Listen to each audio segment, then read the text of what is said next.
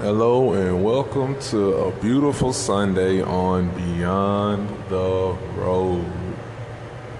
So, last time we spoke, we were talking about false incarcerations, and pretty much the judicial system will send anybody to prison it sees fit.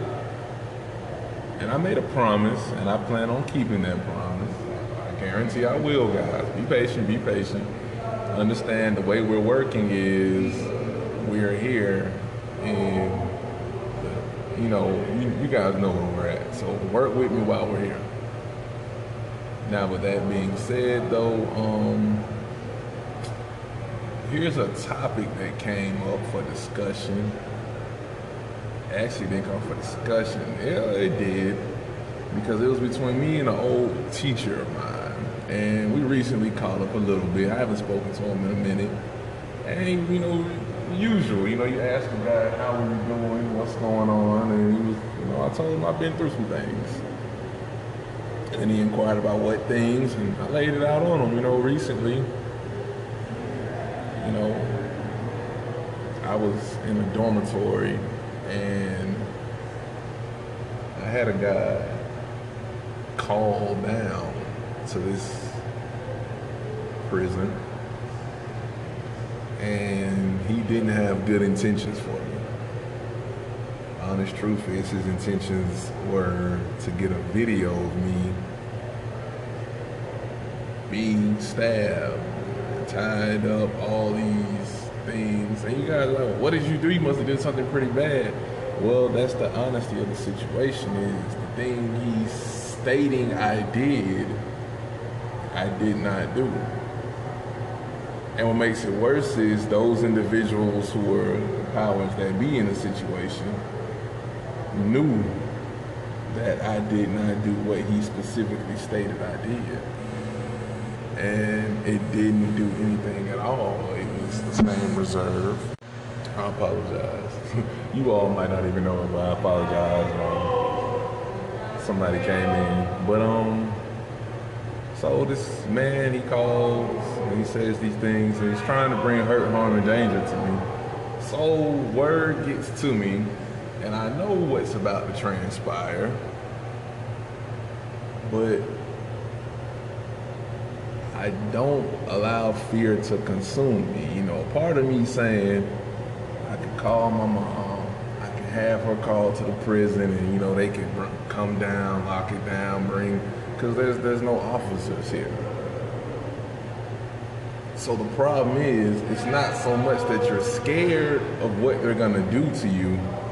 You're scared of just the overall, I don't want to lose my life about a situation that's not worth it to me. I've already lost my life to the prison system, but do I have to lose my beating life, my heart, my everything, just everything. And so I told her just to pray for me. I got in contact with everybody. Pretty much I know, you start making preparations because you don't know how these situations go. But normally in the prison system, when somebody says something bad and things get to that level, understand it's a life or death situation. And as I stated, in this situation, there's nobody coming to help.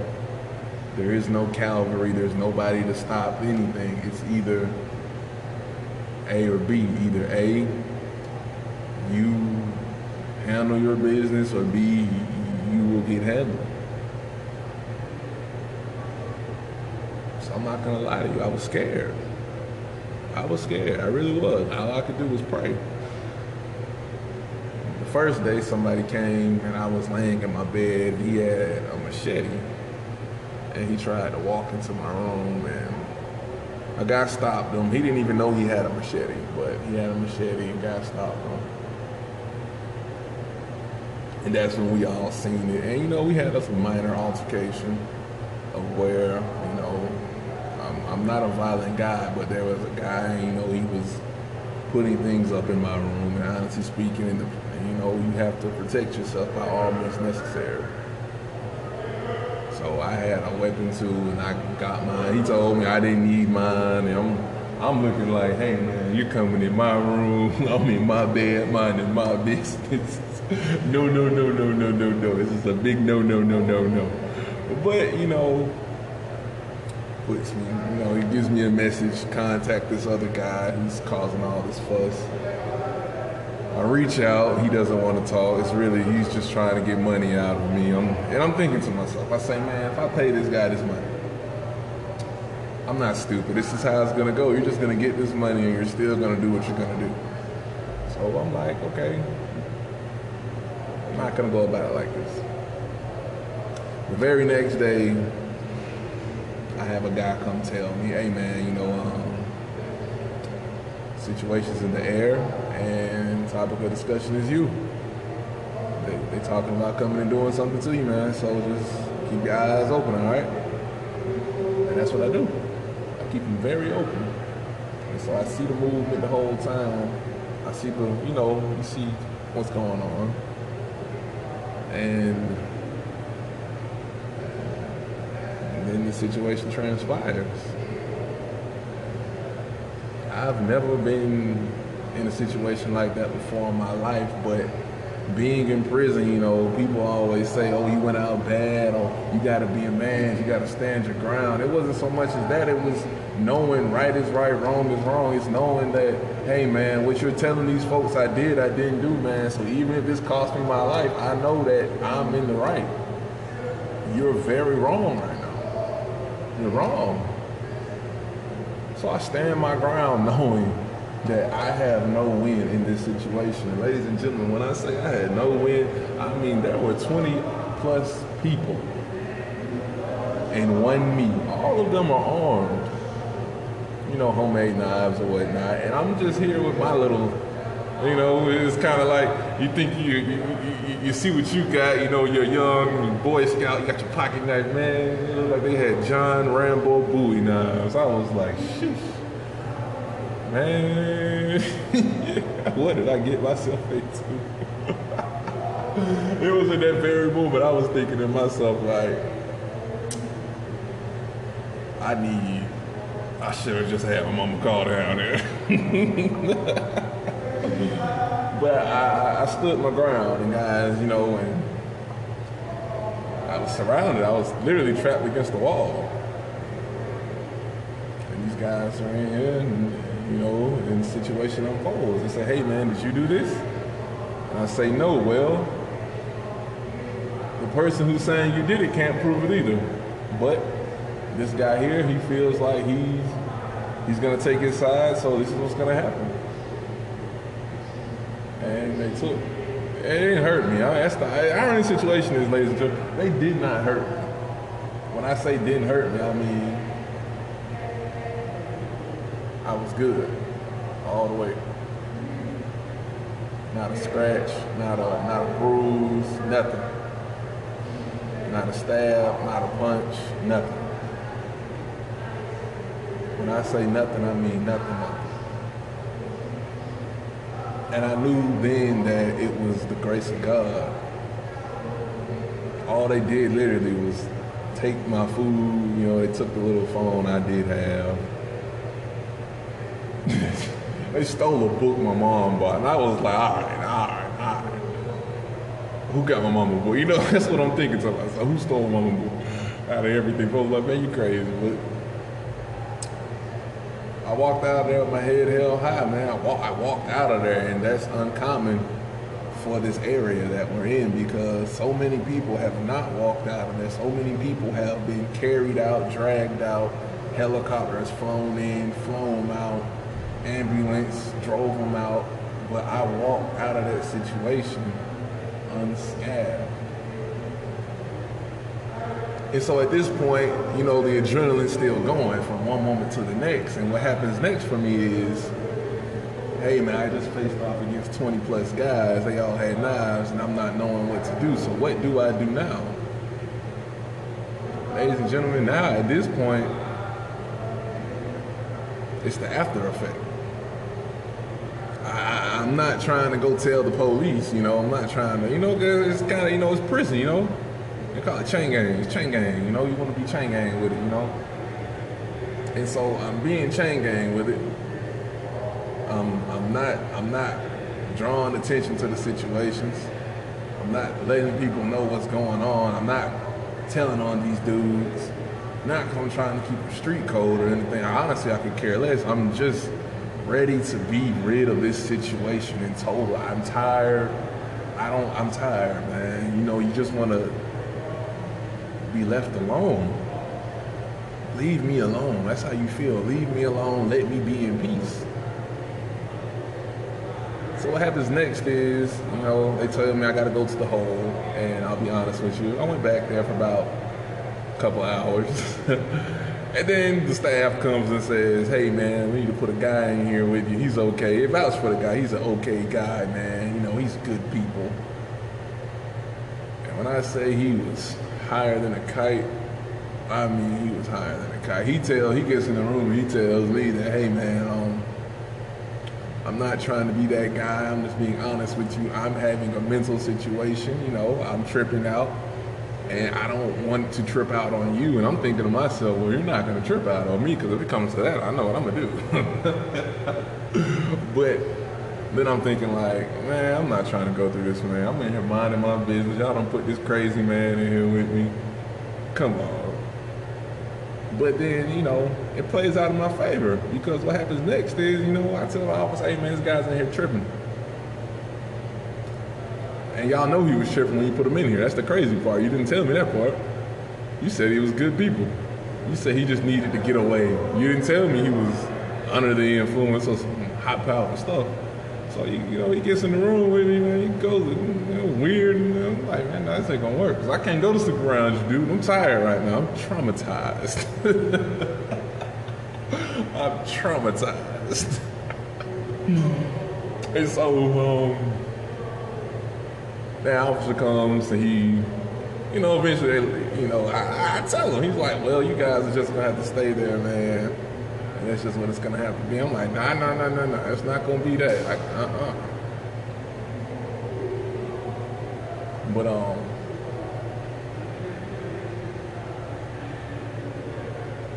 they moved me, and guess where they put me? Inside of a shower, man. I got a blanket, and I'm inside of a shower. And I stayed in that shower about an hour or two, and I cried. At that point, I cried.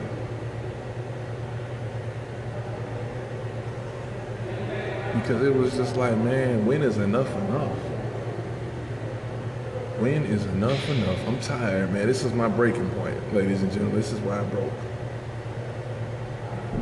I've literally had my life threatened. I've been robbed. Everything's been taken from me. I have nothing more. I don't even have a bed to sleep in. Tonight, I'm gonna have to sleep inside of this shower. The lights, the power, it got blown. Somebody blew the power, so the shower's pitch dark. And by the way, this ain't the shower at your house. This is that drain shower where when it goes pitch dark, that's when the ground goes to moving. So I'm standing in this shower, and I know it's things moving around me. Lo and behold, you know, when they lift the flap or open the flap, I see a lot of bugs moving around me, and I'm just like, wow, man, look what y'all got me in. I gotta sleep in here, so I'm not finna sit on this. I'm not finna lay down. I'm just gonna lay in the shower. I'm not finna do that. But this is where I guess I cried and then I prayed, and this is where a little divine intervention comes. Because at this moment, some guys, officers, they come back there and they see I'm in the shower, and she goes, hey man, like, what are you're in the shower? I'm like, yeah. And she hears the situation. She goes and talks to the other guy like, you tripping that bad to where this man did you? Hold on right quick. She leaves out. She goes gets another offender, and he comes over and he's like, hey man, this guy, he wants to come over there with you guys. This is a good dorm. This is the best dorm at the facility. Best dorm at the facility. And That's where I go to sleep that night. I got a bed in the best dorm in the facility. I had a night of peace and bliss, finally, after all the turmoil.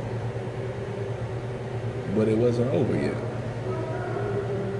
After that situation transpires, the next day, word is out. Oh, he didn't do what we said do, so now it's no longer, and that's when the truth came out. That it was no longer about what they said. It was no longer about, oh, you did this to such and such. No, it was about, we want something from you that only you can provide. It was a monetary situation. Guys knew that I was associated with money. And they knew that, you know, if they had me with them and I was doing things with them, then I could be very beneficial for them. And that's not how it went down. That's not how it transpired.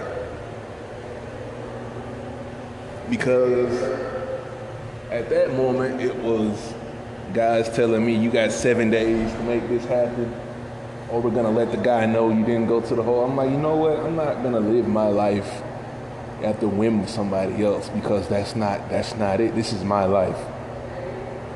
And I can do whatever I want with my life. I woke up that morning and a girl,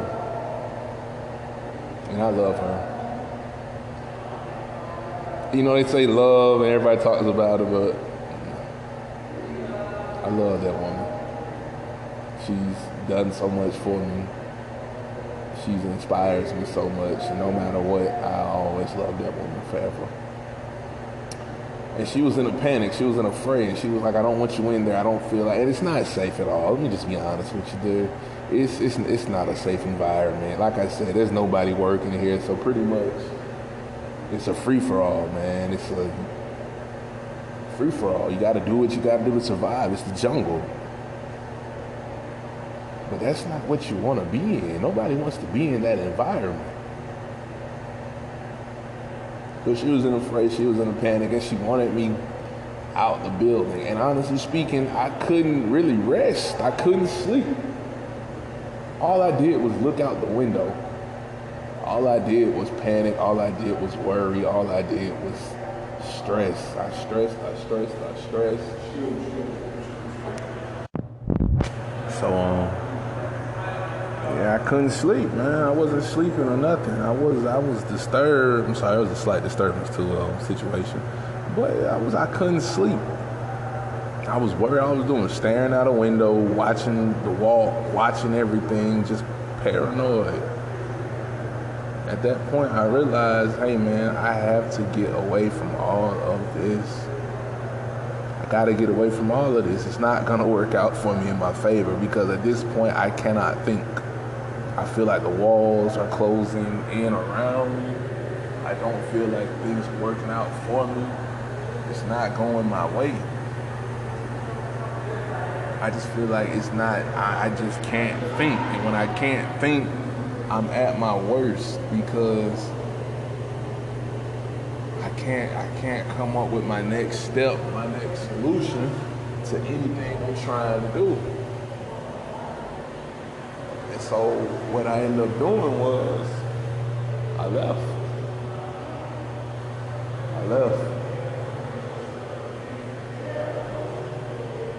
I went to the hole. And it was inside the hole that, you know, I told the folks, hey, man, you know, I didn't tell them the full depth of the situation. I just told them, hey, man, I'm afraid for my life right now. And I told them that just so I could not have a roommate, so I could be alone, be separated from everyone, so I could have peace and solitude and solitary, man. So all I wanted was just to be left alone by myself. Do you know that I told these people I was afraid for my life, and that they told me, what dorm do you want to go to? Pick a dorm, because you can't stay back here. Do you know that's exactly what I had to do. I left from, I didn't know what else to think about it. It was like, I'm not gonna hide and live life in fear, but I have to get my mental together. If I don't get my mental together, then I will not be okay. So now I'm okay. I mean, I'm not gonna say I'm fully okay, because I ain't gonna lie to you, ladies and gentlemen. It's traumatized, man. I don't talk about it. I don't discuss it. I don't go over it because I don't know what to do. I don't know how to feel. I'm still at the same place that all this took place at. So what's changed except location? Since then, are people messing with me? No, no one's messing with me, but I don't even leave my building. It's like I feel like I'm drowning sometimes.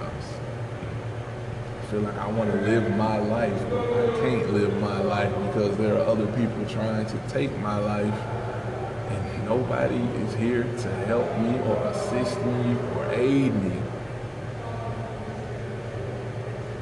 I'm gonna be honest with you. You know what the light? I'm not even gonna say the biggest light in this story, but a big help in this story was I got a brother, man. I was at another facility with him, man. That guy, man. I talked to him,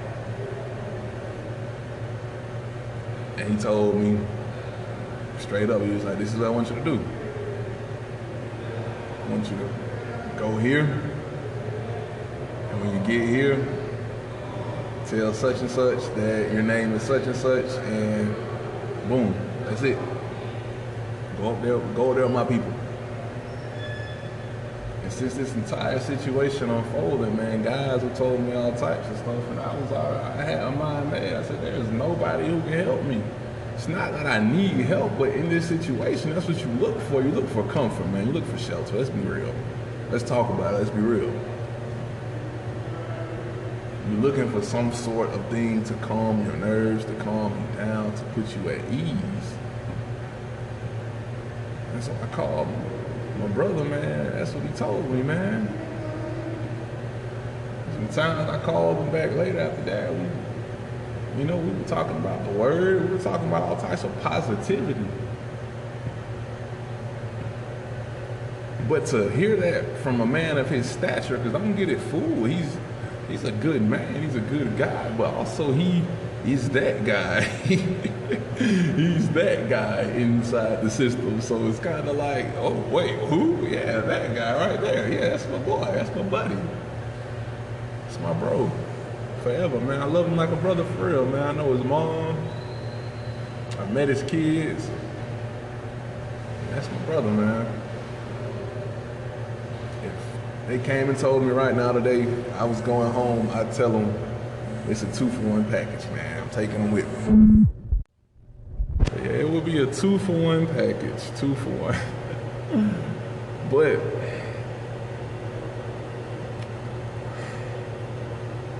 the situation showed me a lot about the system. It showed me a lot about what's going on. It showed me a lot about reality. Reality is, man, it's not right, man. Like I always say, just imagine if it was your brother's or niece, or no, I mean not niece, well, you know, it could be your niece. They have female prisoners. Just imagine it was your family. In my situation, what would you want for them? In this situation right here, you know, at the end of the day, I went through all that, and what did I come out with? I decided I wanted to make a podcast. I decided that I wanted to make something better of my life. I wanted to do more and be more active. Actually get the word out, spread the message, be something, be somebody. That's the choice I made. And I want to be active in my community. I want to help. Because if we can prevent this from happening to anybody else, then that's what I want to do. That's what I want to happen. I understand right is right, wrong is wrong. I understand this is the punishment for the things that I did. I'm not asking to be let free, scot-free, just let me. I'm not asking for any of that. But what I'm asking for is for folks to start realizing and come together that, hey, we gotta stop these things, man. Starts with the children, guys. We gotta get these kids, man. We gotta get to them. You look at them so young, so sweet right now, and then what? Then they see what? You know, it's just reality. They get caught up in their system, caught up in their street life, sent down to prison. Now they too, you know, they might not come out. How I came out, I know guys right now who are dead. Like I said, I know guys who are dead. There are videos all online of guys just being hurt, and people are saying, you know, people laugh and they, oh yeah, he did it. But then you got to think to yourself, how was he thinking though? What was he thinking about when he was running from those guys being stabbed like a frightened animal? Nobody's around to help. Drown in your own blood.